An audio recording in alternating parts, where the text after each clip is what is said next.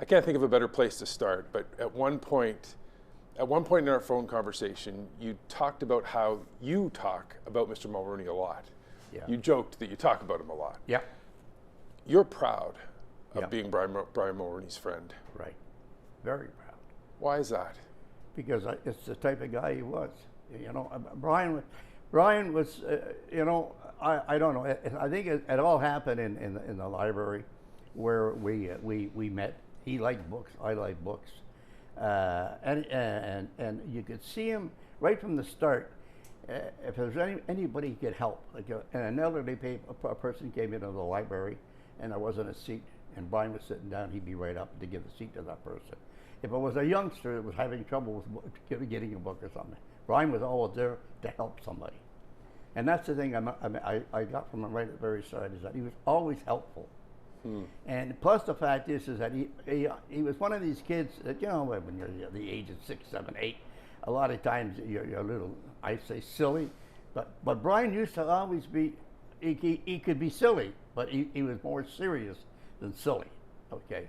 Wow. And it was easier for him if you were going to do something, may it be good or bad, okay, that you would always be relying on him to say, what do you think?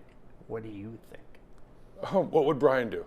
Yeah, and he'd say, okay, here's how we're going to do it. Because he's a guy that meant, none of this made me so, and maybe we can do it. We either do it or we don't do it. And even at a young age, he was like that. Growing up here, Mr. Mulroney had a bunch of different jobs. Yep. One of them was in this hotel. Yeah, he worked in this hotel. He worked for at the Hudson Bay Company. I worked there with the Hudson Bay Company. The only delivery boys. The only store in town for a while. The only store in town for a while. Exactly right. Yeah. And then you worked at the pier with him at one point? Yeah, worked at the pier when they were building Cargill Grain and also Canadian British Aluminium. What were you doing? You were we were just labor. Labor. Brian had a little higher job. He was the what do you call the gatekeeper. It's a strange question. Growing up, you said Mr. Mulroney was somebody who knew sort of what he wanted to do. Yeah. Did he feel upwardly mobile? Like, he didn't want to stay in Baie Comeau, and I mean no offense by that. No, he had aspirations. He had aspirations, but you know, he definitely did. Oh yeah.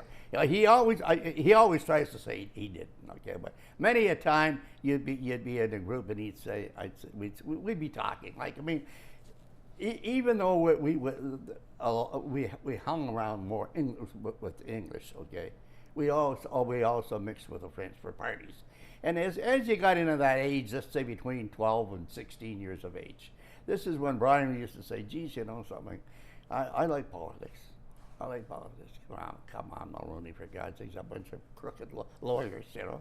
And he said, "I don't you say that, because I might be a lawyer." Well, I said, "You'll be I'll still call you a crooked lawyer when you become a lawyer," and we'd laugh it off, right? Yeah. Growing up, I'm wondering if Brian Mulroney already had that sort of superpower where he could shake anybody's hand and remember their name. Yeah, I think so. Brian was, one thing about him, he was bright. He could remember things. I mean, like I say, if we decided to do something, we also, 2 days later, we don't want to do that. He'd say, "Hey guys, remember tomorrow. What we got to do tomorrow." Come on, stop being bossy, for God's sake. But he was like that. He was like that, but it was great for us because he was like a leader. But he always had Brian always had a smile on his face.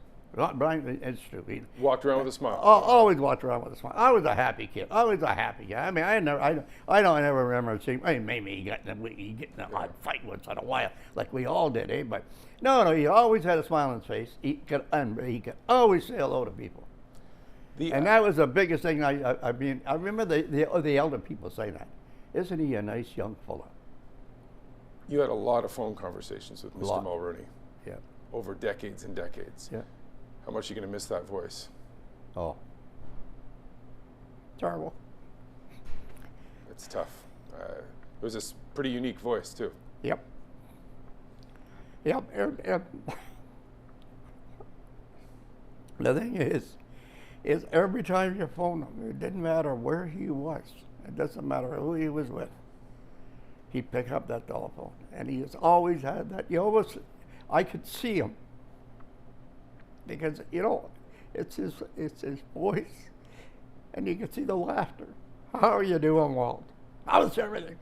Really full of it. He cared. He cared. Oh, he really cared. There's nothing about he cared for everybody, really. Very few people that he didn't really take the time to sit down and, you phone him. Like I say, the little things he did, it's incredible.